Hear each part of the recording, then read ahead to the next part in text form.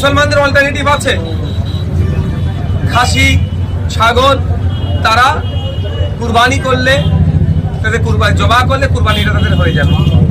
কিন্তু যারা গরুগুলোকে লালন পালন করে বড় করলো, খাওয়ালো, একটা গরুর পিছনে 20,000 30,000 টাকা ইনভেস্ট করলো, যেটা 1 লাখ টাকায় বিক্রি করবে, তারা আজকে কোথায় যাবে?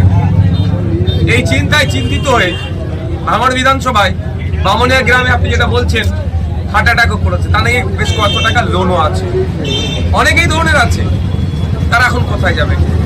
এখন দেখার বিষয় যে 1950 সালে যে আইন আছে, সেই আইনের 12 নম্বর ধারাটাকে উল্লেখ করে রাজ্য সরকার ছাড় দেয় কি দেয় না, সেই মর্মে আমি দ্বারস্থ হচ্ছি তাদের কাছে হব, আমি আশা করবো সেটা ছাড় দেবে।